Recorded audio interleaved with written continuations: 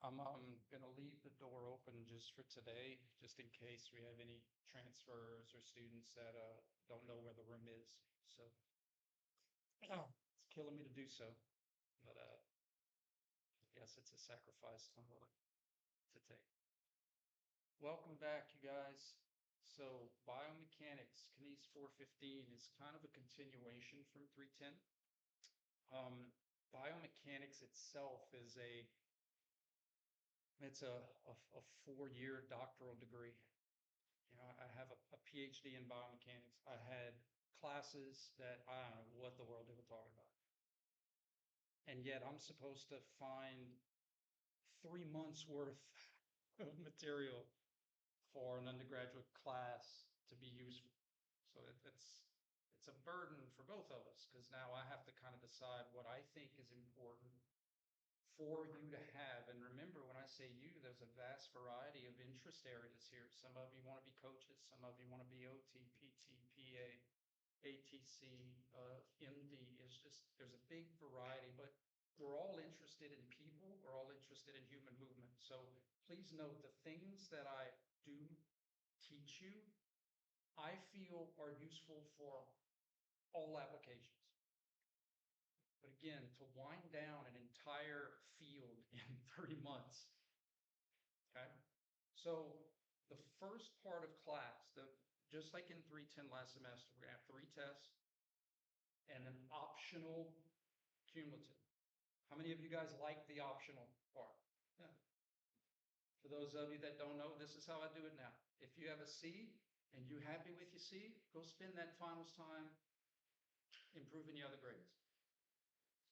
If you have a C and taking a retake of material can bring you up to a B, come on, I'll see you at the final. All right. Biomechanics is more than anything, the biological side and the mechanical side. Muscles influence motion through contraction, 310 stuff, right? Agonist, motion, contraction. In high school or in college physics, you had a Newton law that said F is equal to ma. It's all different forms of the same thing. Forces influence objects' motion that have mass. Well, the object in this case are joints, and muscle forces influence joint motion. Like we were doing Newton stuff in 310, we just didn't have to say it because it's just kind of common sense. Muscles influence motion through contraction. So in 415, the majority of this class is going to be looking at the specific muscles. So what did I teach you in 310? To look at things as groups, right? Teams. We have muscles that pull this way, muscles that pull this way. We have as many teams, we have many groups as there are joint motions. We have groups of muscles. No muscle does a job by itself. There's always a teammate or more. Now what we're going to do is say, well, who's on the team? What's the roster? Who are the all-star muscles? Who are the complementary muscles? Who are the muscles that can play on multiple teams? And it's not like, say, the NBA. You can't play in multiple teams in the pros. But here at UL, you could play intramural basketball, football. You could play on different teams. Right? Pickup ball. You could be on one person's team and then play on someone else's team. So all we're doing is taking where we left off of 310, identifying agonists, observing motion, and understanding contraction. And we're going to look at these specific muscles that are in those groups. One of the challenges for this is, unfortunately, our language. My dad is French. His first language was French. My grandpa didn't speak English. I'm giving you this example because if you know any French people, they slur a lot of French and English. They'll say a few words in French and a few words in English, and they go back and forth. And I asked my dad, I said, Dad, why you do that? Why not speak all French or why not speak all English? Why do you slur French and English? And his answer was so obvious, it's so simple. I was like, that's brilliant. He's like, Michel, when your ancestors came here, they spoke all French. They knew the word for all the things in French. He's like, but every new thing that evolved, every new thing that came up, they didn't know what that was called in France. In other words, a cell phone is invented. My grandpa wouldn't know what to call a cell phone in French because he wasn't there in France when they invented the cell phone. So he's just going to say, oh, ça, c'est ça, tes cell phone. The reason I'm telling you this is a lot of our muscles is a gumbo pot of origin of names. I wish it was all consistent. I wish we were all speaking French, English, Italian, but it's not. Some muscles have their origin of name in Latin. Who's heard of the soleus, the gastroc, right? Soulfish, it's a flounder. Gastroc, a head, gastroc is a Latin for head. Bicep, two-headed, cephalic. But other muscles have origin insertion names. And I'm going to teach you the sternocleidomastoid muscle. Some muscles have function in their name. Those are my favorites. In other words, it has direction pull in their name. Adductor longus, adductor brevis. Pulls in the direction of adduction. We have a muscle, I kid you negative, called the supinator. It's my favorite muscle because it has how it pulls in the name. We have muscles like the pronator teres, pronator quadratus. Love those muscles. But unfortunately, we got other muscles like the sartorius and the gracilis, right? So you have this gumbo pot of names that don't always follow rules. And that's okay. What does follow rules are skeletal muscles have purpose. What is that purpose? To pull in specific directions of motion. That's their purpose. Notice I didn't say a specific motion, a specific direction of motion. There's a little 310 preach, but hear me out. I started doing, y'all make fun of me, all right? I'm joking, you can make fun of me, I don't care. So I started doing, I'm going to rehab for a foot issue, an aroma in my foot. So jogging and walking hurts because my toe extension. So I started doing this like little circuit. My wife said, well, why don't you try to find like YouTube little circuit? So I do this little like old man little circuit, right? Like just jamming. My son's like, bro, what you doing? Shut up. I'm doing all this circuit. So in one of the little things, and they have 3 people, and on one of the things, the lead, what's the word for the lead exercisist? So thank you. Who said that? Thank you. The lead instructor. She's like, okay, elbow out, and now let's do bicep. Now, of course, I'm not gonna email, right? I don't care. I'm just trying to do my little old man thing while my boys are eating popcorn laughing at me. But we know that that's tricep, right? But there's also other, an anconeus muscle. We don't say anconeus, but we know these are the elbow extensors, not the elbow flexors. But it makes sense. Her first movement was here. Her first movement was flexion. And probably how she learned muscles is bicep does flexion. Remember this? It was a 310 thing that I kept emphasizing. We cannot associate specific muscles with specific motions. That'll get us into trouble. Right? Here's another one. Doing my little thing, and my wife is so great. She's encouraging. She's like, you're doing great, you're doing great. I'm barely moving. I'm like literally like a mummy come out of Egypt, trying to like move around with my whole body. But there's this move that the guy does called skater to lat.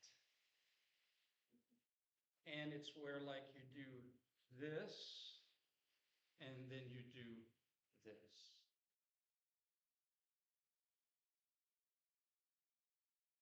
Once again, I don't, who cares? You got to call it something. A cat, a menu, but I'm definitely not working my lats. Gravity's trying to do this. How am I going to get my arm up with something that's pulling me down? It can't push me up. The point is not to take the, in the wrestling business, they say take the P word out of it. It's okay. They're great. I love them. But it's how verbiage can mess with our heads and get in the way of us seeing what's really happening. If you're a therapist, you have to know which muscles you're working. If you're a coach, you need to know which muscles are working. A strength and conditioning coach, we need to know which muscles are working. We need to know how to stretch certain muscles. I remember when I was young, I used to try to do all the things. And golf was real big with my friends. It's like junior high, I was like 6th graders, 7th grade. And I was left-handed. And my mom would go to yard sales, and she found me a set of left-handed clubs. My golf career was short because I kept losing every single ball she would find at the yard sales. I wasn't very good. So my dad said, Shad, we're going to get you lessons. Okay, great. So I go to Abbeville. Mind you, I'm left-handed. And y'all know what a slice is? All right. So in other words, when I hit the golf ball, and I was like Happy Gilmore, bro, I was just yakking. When I would hit the ball, it would do that. All right. So the golf pro was like, I don't know how that's even physically possible, how much that ball is hooking, but here's what you need to do. You need to take your hands and you need to do this. It got worse. It took me 15 years later to learn biomechanics to say, oh, I see what he was doing wrong. He wasn't looking at it from a left-handed perspective. He was looking at it from his right-handed perspective. So he was trying to correct his slice like this, but a mirror effect was me going the opposite. Not much of a professional. But again, it's to say that some of these things are important. Why do you think in 310 I always say it's from the person who's moving's perspective? Amputate right leg. Who's right?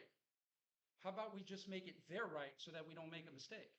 Their right, their left, their movement, their range of motion, their joints. It must be from their perspective, okay? So for this class, the first part is going to be learning some basic physics principles. I get it, physics. But I'm not going to teach you to have to solve for X. In the real world, we don't have to solve for X. And if we did, we got tools that could solve for X. My job is to teach you how variables affect other variables. As you increase this, this goes down. As you decrease this, this goes up. Simple stuff. Stuff that you already know. I just need to unlock it in your brain. Example, you're in a car full of people and you run out of gas. Is it easier to push the car with the people out of the car or in the car? Out! That's physics. Right? You decrease the mass, and it's going to make the acceleration go up. Simple stuff. But we have to see how variables affect each other. Another thing we're going to have to do is the dreaded trigonometry. Who loves trigonometry?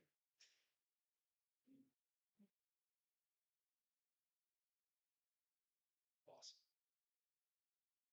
Trigonometry can be terrifying. I get it. But it doesn't have to be. It doesn't have to be. In fact, we use it all the time. We just don't think about it in that way. This is trigonometry on how we're going to use it in the class. If I have this dry erase marker and I push it and it in the positive y, right? All of that motion, all of that force is in the y. Y forces affect y motion. I can't push it straight up and it go across. Unless we're in a hurricane or something, right? Y forces influence y motion. X forces influence x motion. I can't make this cart go across by giving it an upward push. That's super common sense.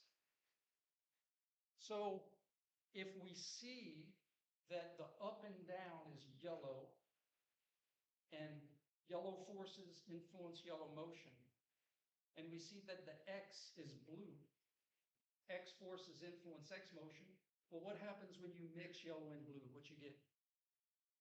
Green. And sometimes forces act in a combination of those two things. But even though it's green, we're going to say this is the yellow component and this is the blue component. And when you mix them together, you get some green.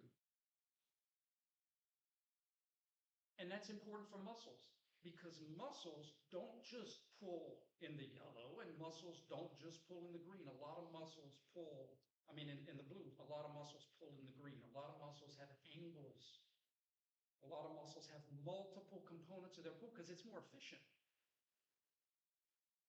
It's like being a plumber and an electrician makes you more valuable than just being one or the other, right? It gives you more tools. Or a player in your sport of interest, having more skills, being able to play more positions, gives you more versatility. We only got so much area in our skin, so you're going to see we have a lot of muscles that pull at angles, that have multiple components of their pull. I'm going to break it all down. The key thing is, in my opinion, from this guy right here, I only did this for 310 because you already know who I am.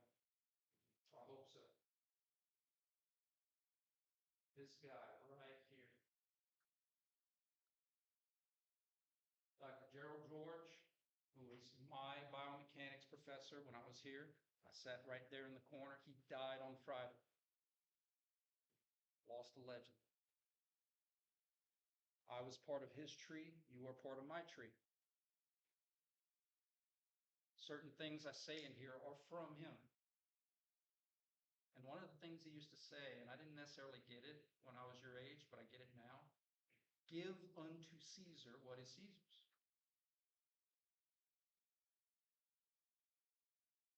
In other words, you're going to have muscles that pull in certain directions of motion.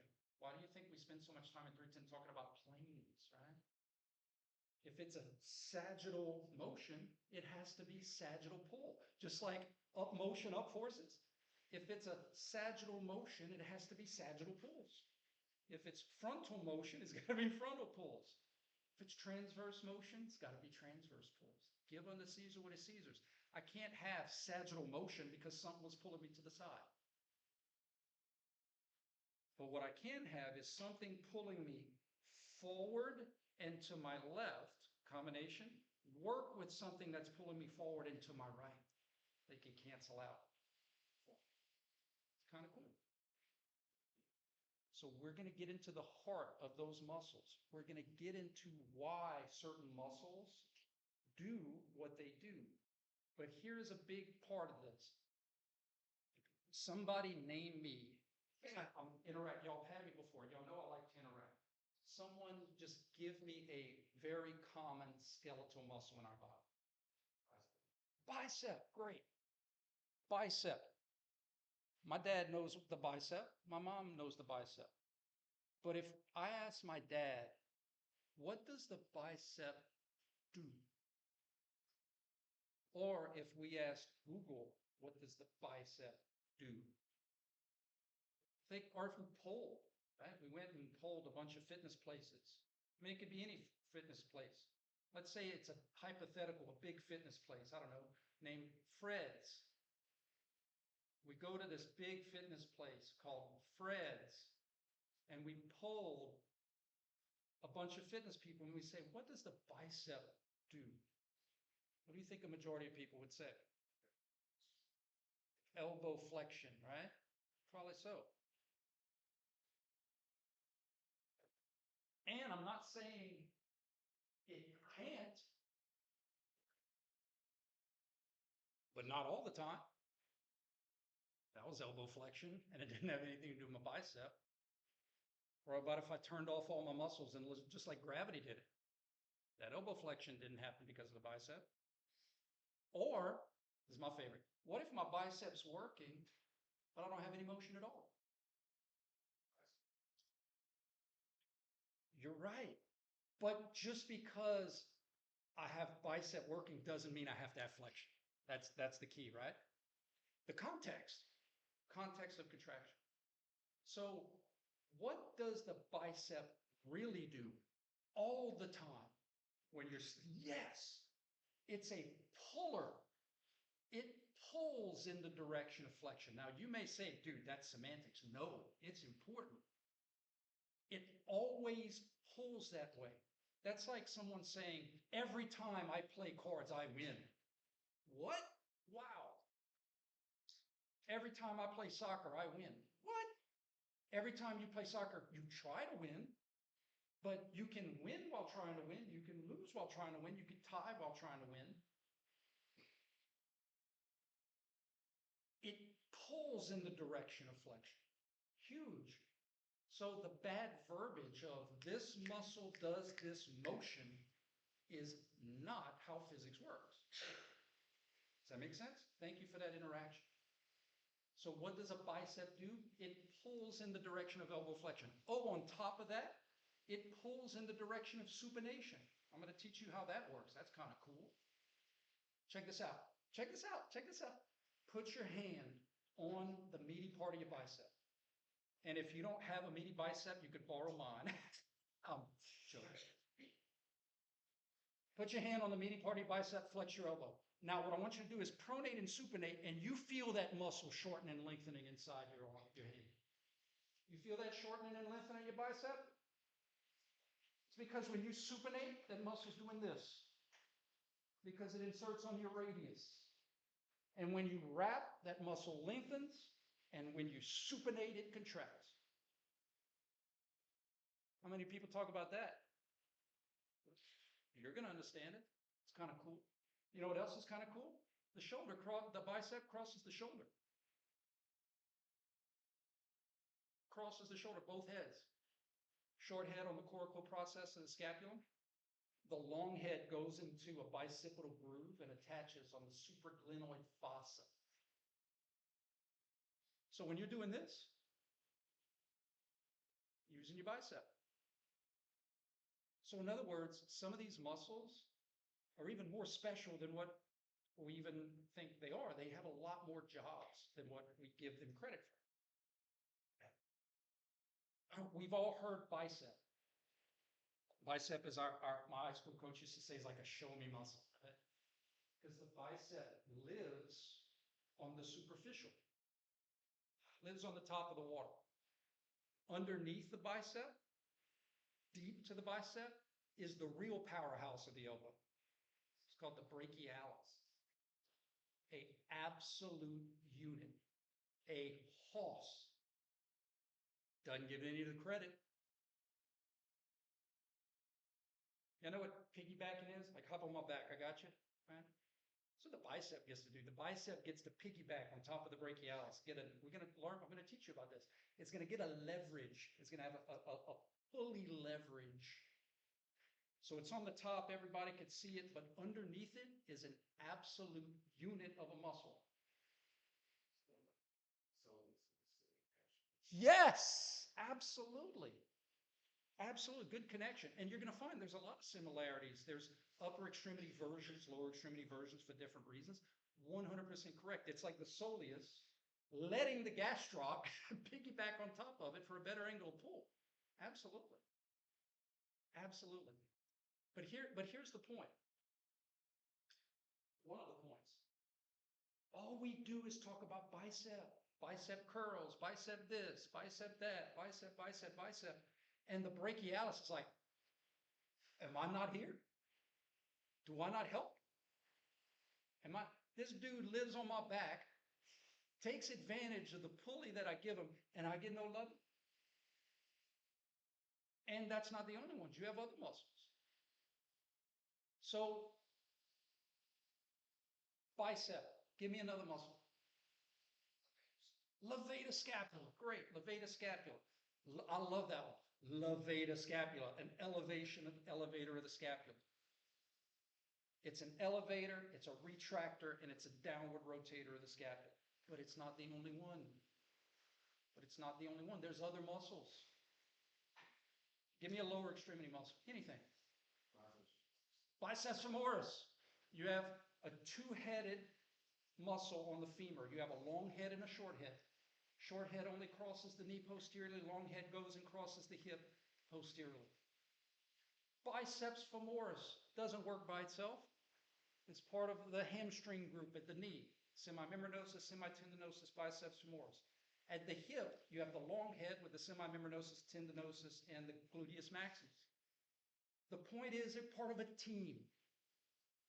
Now, I'm going to teach you the biceps femoris when you flex your knee. It's a lateral knee rotator, and the other two are medial knee rotators. But the point is, he has help. Give me one more muscle. Piriformis. Piriformis, a hip abductor, hip external rotator. The piriformis doesn't work by itself, especially as a hip external rotator. Gluteus maximus, a hip external rotator. Gemellus superior, gemellus inferior, obturator externus, obturator internus, quadratus femoris. All hip external rotators. It's a hip abductor. It's not by itself. The tensor fasciolata is a hip abductor, gluteus medius, gluteus minimus. They all have help. I think sometimes we forget Michael Jordan won 6 titles. That's true. But he didn't do it by himself, man. Was Scottie Pippen not on those teams? Was Horace Grant not on 3? Was Dennis Rodman not on 3? Now, I'm not saying he wasn't the prime mover. I'm not saying he wasn't the most important piece. But they were all part of a team. And that's how we need to look at muscles.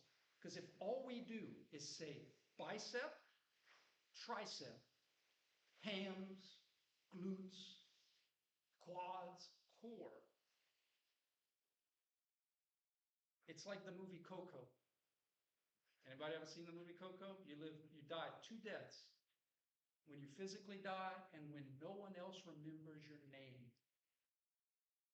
And so if all we ever do is say these kind of popular muscles, it makes us forget about all the other muscles that are there contributing. In addition, from therapy, what if somebody does have a strain of some obscure muscle that you've never heard? Don't you need to know what that muscle does? Right? You know, I have a tibialis posterior strain. Oh gosh, it's not the soleus or gastroc. I don't know what to do. Right? You got to know. Well, what does the tibialis posterior do? It's an ankle plantar flexor and a subtalar joint inverter. Okay, great. Now I can work with that. Because I know its pull, I know how to stretch it. I know what positions to put to lengthen it. And because I know its pull, I know how to create it being an agonist. If it's a plantar flexor, I need something that's trying to dorsiflex it to go against it. If it's an inverter, I need something that's trying to evert it so that it's a toolkit of stuff. Okay? So, first part of class, some basic physics concepts that will only aid in our understanding how specific muscles work. And then the second and third parts of class, individual muscles. On your test, the kind of things you're going to have to know, what are the functions? And I say this very inherently. It's not about action. Function. Very semantical. Doesn't action infer motion? Like think about it in Hollywood, and action. Well, we know, you said it, isometrically, there's motion. There doesn't have to be motion. But function is a much cleaner word because what does that muscle do? Pulls. How does it pull? In specific directions of motion all the time. At rest, concentric, isometric, eccentric. Think about it. Tricep and inconius. I'm going to teach you about the inconius. Pull in a direction of elbow extension, whether or not they're working eccentric, whether or not they're working concentric, whether or not they're working isometric. They always pull that way. The motion changes. So it can't be that. The contraction changes. Can't be that. But the direction of pull stays the same. Even when I'm sleeping, there's a resting tone, still pulling that way. Okay? So first half of class, first third, physics terms, some general things that are going to help us in muscles. Your first test is going to have the muscles of the cervical vertebra. And I'm going to teach you how to, it can be overwhelming, guys. Look out, I mean, there's a lot of muscles in the body. So I'm going to teach you, we're going to eat the apple in little bites. I'm going to teach you different techniques to learn them. My favorite way is cross-sectional anatomy. How many of you have friends that told you about the infamous circles in my class? All right? Some people love it. Some people don't. It's okay. It's a teaching tool that may work for you and it may not work for you. But think about it like this. If I said I'll give you $5 for every person you can name in your class, you're probably not going to have a list. You're probably, who sits in the front of me? Who sits to the right of me? You're going to visually think of how everybody is sitting or who's around your class. That's how we're going to do it in our body. Every joint is somewhat circular. Circular. All right? It might be a big circle, but circular. Circular, circular, circular. And we're going to look at each joint and we're going to say, all right, the wrist, biaxial, ellipsoid joint, somewhat circular. Here's my bilateral axis. Muscles that cross in the front pull this way, and muscles that cross in the back pull that way. How easy is that? So the people, the muscles that sit anterior in class are going to be flexion pullers. And the muscles that sit in the back of class are going to be extension pullers. Muscles that sit on the medial part of class are going to be ulnar deviation pullers. And the muscles that sit on the lateral side of class are going to be radial deviation pullers. For the cervical, I should have gone here because it's your first one. All we're saying is that the cervical vertebra, the slinky, can go sagittal, frontal, and transverse, right? Now we can do green, but it's all combination. It's all, right? Blue, yellow, green. It's all combinations of colors. Bilateral axis, flexion, extension. Muscles that are anterior are flexion pullers. Muscles that are posterior, extension pullers. Anterior, posterior axis. Muscles on the right side are right lateral pullers. Muscles on the left side are left lateral pullers because muscles can only pull. And I'm going to teach you the left transverse pullers and the right transverse pullers. So I'm going to teach you. We're going to go through every single muscle. Some of them super easy. Some of them not so much. That's why I get paid to do my job. I'll give you an example. You have a muscle on the right side of your neck that pulls your head to the left. It's a left transverse puller, but it's on the right side of your neck. Well, how does that happen? Well, when I was a little boy being bad, my mom would grab my right ear and yank it forward, and I flipped to the left. It happens. I'm going to teach you how this muscle goes from your sternum and your clavicle to your ear, the little part called a mastoid process. And when it pulls forward, it makes you want to look to your left. I'm going to teach you those things. But we have to learn function. How do muscles pull? When we have that, guys, we are empowered to do a lot of cool stuff with it. If you know how a muscle pulls, then you know how to stretch it. You know how to activate it as an agonist. You know the difference between eccentrics and concentrics. That's really what this class, honestly, guys, is mostly about. So many times, you guys get introduced to eccentric and concentric, but do you know how to apply it? I tried to start you on that path in 310, but it's more than just a definition. Guys, there may be therapy sessions where you need to avoid eccentrics. Eccentrics is contraindicated to our rehab. Do you know? That's what we're going to work on. There may be times where concentrics is indicated for rehab. Do you know? That's what we're going to work on. But we can't just play fast and loose. What I mean by that is, how many people, I don't know if you know, I love this word core, the core, right? It's such a catch-all, the core. So let's say you're working in a clinic or you're doing rehab and there's there's an imbalance, or someone has a strain to one of the, the right internal oblique. There may be times where you need to not recruit certain muscles so that the other side can catch up.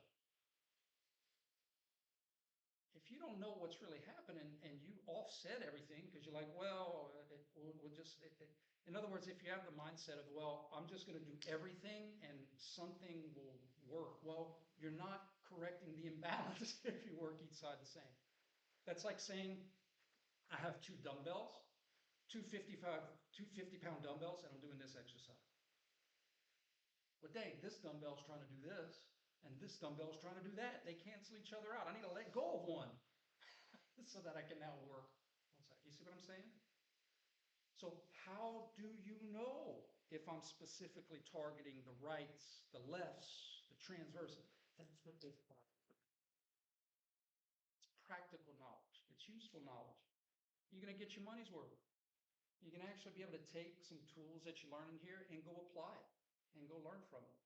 And not have to say, man, college, I don't remember any of that stuff. You're going to remember this stuff because you're interested in it. That's why you're here. That's why you're a KNES major.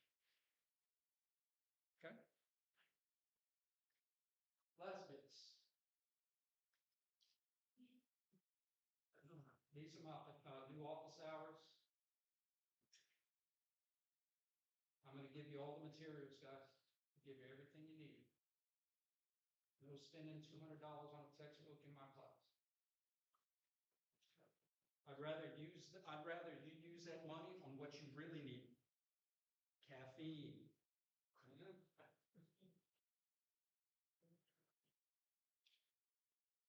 Grading scale. All right, you guys, for those of you that aren't aware, I started doing optional finals. So in other words, exam 1, 2, 3. If you got a C and you're happy with your C, God bless you. Go use that time on something else. You got a B, you happy with that B? Go in peace to love and serve kinesiology.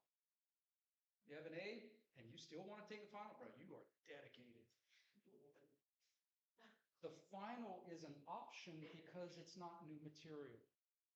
I'm just re-giving you the same material. So double jeopardy is up to you.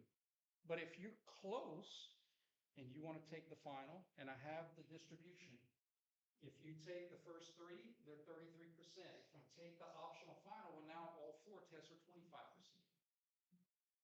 Simple enough. I try to make it clean, guys. My brain is very caveman-like. I got to keep it simple. You take 3 tests, 33%. 4 tests, 25%. Don't rely on Moodle to do your grades for you. All that is just the raw scores. I don't know, I barely know how to work Moodle. But you know who does know how to average your grades?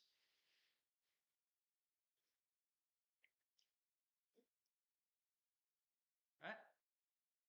No tricks, no fooblies, no complex projects and rubrics. It's content. We are creating content. Guys, you know my pet peeves, be in class on time so we could get to work at 8:30. Don't miss tests. Obviously stuff happens, but try to be here. If you won't be here because you're sick, that happens. You have to let me know. You just have to let me know. Text, email, carrier pigeon, I don't care. You have to let me know. If you're sick, you know you're sick before 8:30. Does that make sense?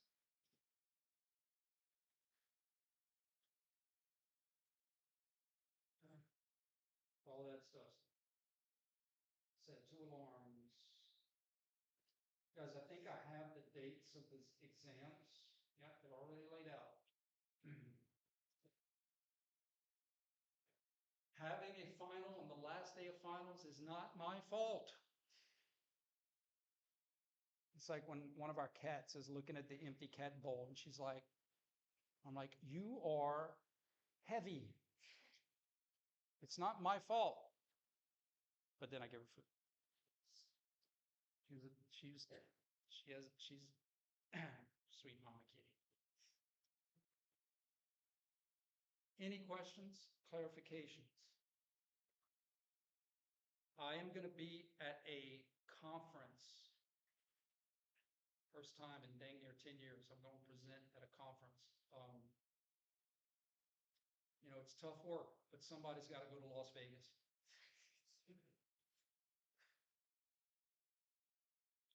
They say Las Vegas is like the Kaplan of Nevada.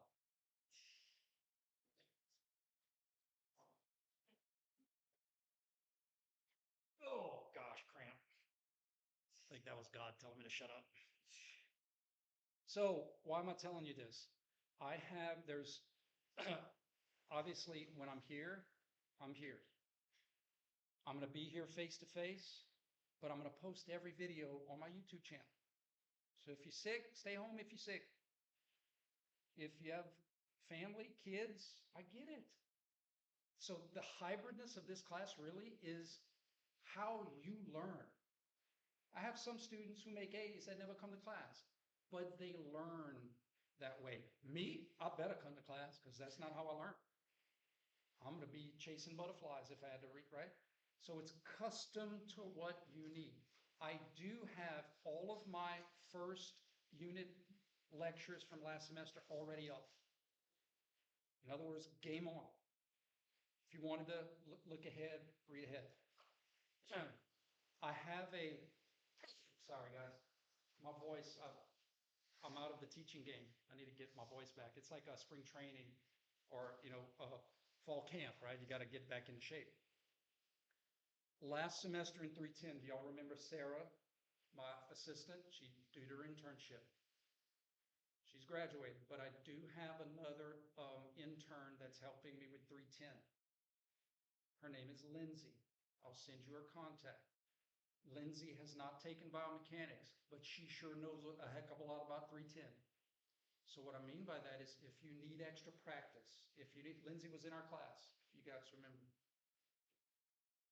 I can't go back and teach 310. We just don't have enough time. So all that 310 stuff, agonist, contraction, right? ABC, external forces trying to do, what group do I need to pull? Once I identify the agonist, I associate the motion with the contraction. If you need to go back, that's why she's here for this class, to help refresh the agonist motion contraction concepts. And that's why the first part of class is more of the physics overview, biomechanics overview, because that's your spring training as well. Getting back on track to see agonist motion and contraction. Even if it's motion review. Like guys, you got to remember, this is right transverse. This, left lateral, left hip ab, right hip ad. Left transverse, left hip internal, right hip external. Remember all those 310 things? Remember all the illusions with the radial joint? So while I'm teaching you some basic biomechanical principles, you need to refresh yourself on that so that when we get into muscles, we're playing. We're playing. So she's here to help with that. So when I'm going to be gone to Vegas,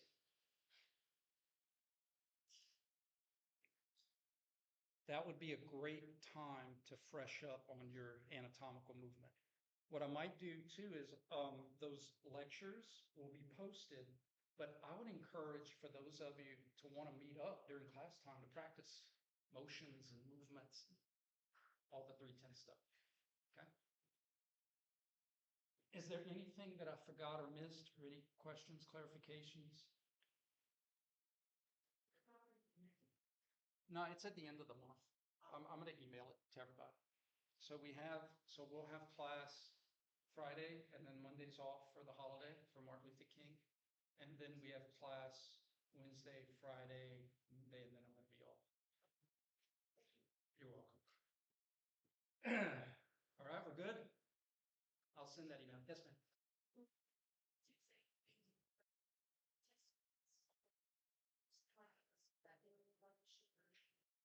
Ooh, what a great question. You could go if you want, but here's the question. So first test, physics, biomechanics overview, muscles of the cervical vertebra, because I want you to have a little bit to see how this is going to work. Next test, muscles of the trunk, lower extremity. Third test, muscles of the upper extremity. All right, now y'all can go. Y'all have a good one.